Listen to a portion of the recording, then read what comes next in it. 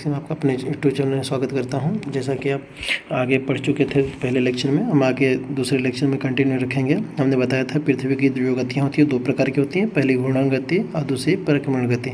फिर मैंने बताया था कि जो पृथ्वी का अक्ष होता है वो काल्पनिक रेखा होता है, जिसके कक्षीय सतह में 66.5 डिग्री का कोण बनाती है, जिसे हम क्या कहते हैं, समतल कक्ष कहते हैं या समतली कक्ष कहते हैं, कक्षीय समतल भी कहते हैं। ठीक है। फिर हमने बताया था ग्लोब में वृत्त के दो जो दिन और रात को विभाजित करता है उसे प्रदीप्त वृत्त कहते हैं। ठीक है।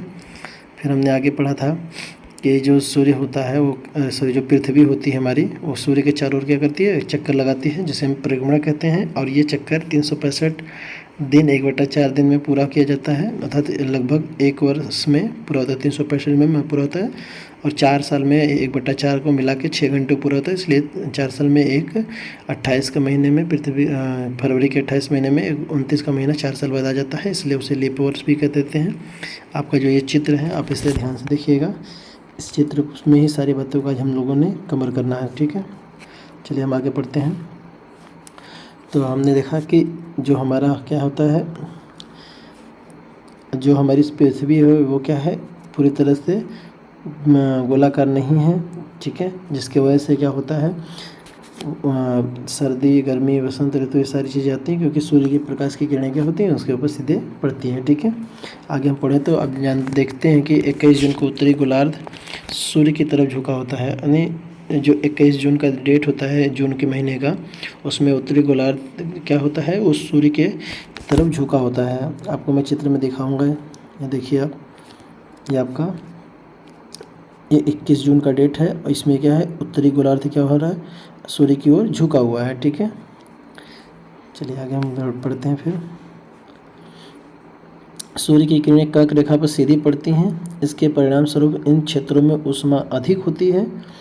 मतलब जब सूर्य की ओर इसका उत्तरी गोलार्ध झुक जाता है तो कर्क रेखा पर क्या होती है, सूर्य की किरणें सीधी पड़ने लगती हैं, जिसकी वजह से ऊष्मा अधिक प्राप्त होती है। ठीक है। पृथ्वी पे ध्रुवों के पास वाले क्षेत्रों में कम ऊष्मा प्राप्त होती है, अर्थात जो ध्रुव पीछे की तरफ छूट जाते हैं उनमें क्या होती है, कम ऊष्मा प्राप्त होती है, क्योंकि वहाँ सूर्य की किरणें तिरछी पड़ती हैं।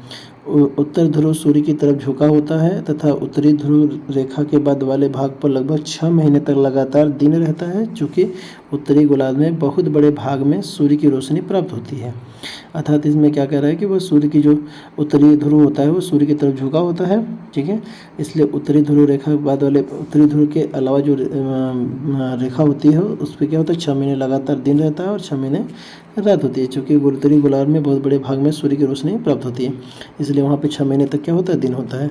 इसलिए विषुववृत्त के उत्तरी भाग में गर्मी का मौसम होता है। अर्थात हम कहते हैं जब सूर्य की किरणें डायरेक्ट उस रेखा पे पड़ेंगी, कर्क रेखा पर या उत्तरी ध्रुव पे, तो उसमें क्या होगा, गर्मी का ज़्यादा प्रभाव होता है। ठीक है।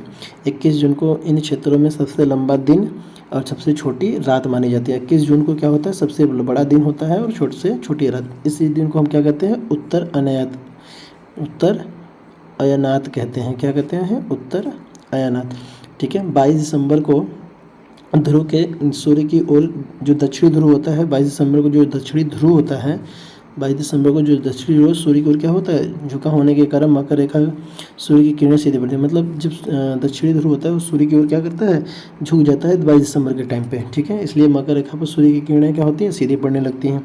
सूर्य की किरणें मकर रेखा के पर लंबवत पड़ती हैं, इसीलिए दक्षिणी गोलार्ध में बहुत बड़े भाग में प्रकाश प्राप्त होता है। मतलब जैसे ही वो सूर्य की किरणें क्या होती है, दक्षिणी गोलार्ध में घूमती हैं या फिर दक्षिणी मकर रेखा पर गिरती हैं, तो इसलिए वहाँ पे क्या हो जाता है, बहुत अधिक ज़्यादा मात्रा में प्रकाश मिल जाता है। इसलिए दक्षिणी गोलार्ध में लंबे दिन तथा छोटी रातों वाली ग्रीष्म ऋतु होती है। ठीक है।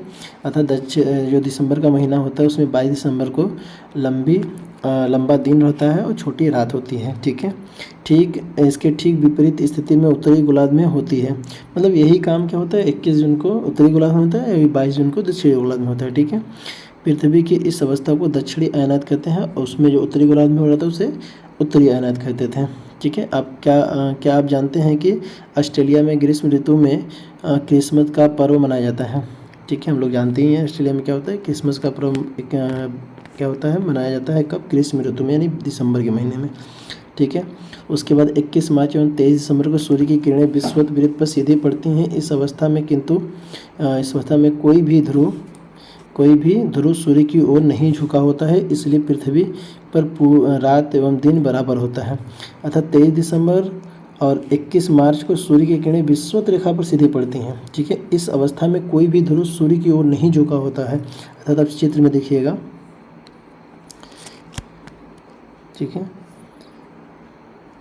यहाँ पर चित्र में देखिएगा।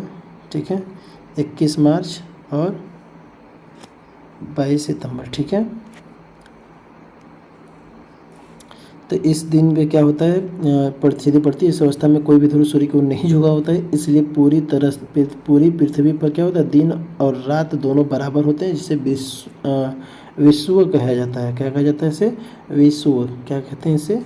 विषुव। ठीक है, फिर 23 सितंबर को उत्तरी गोलार्ध में शरद ऋतु होती है, यानी 23 सितंबर को क्या होती है, सर्दी आ जाती है, हमारी शरद ऋतु आ जाती है, जबकि दक्षिणी गोलार्ध में वसंत ऋतु होती है। अर्थात दक्षिणी गोलार्ध में वसंत ऋतु चलती है, तो उत्तरी गोलार्ध में क्या चलता है, शरद चलता है। कब? 23 सितंबर को।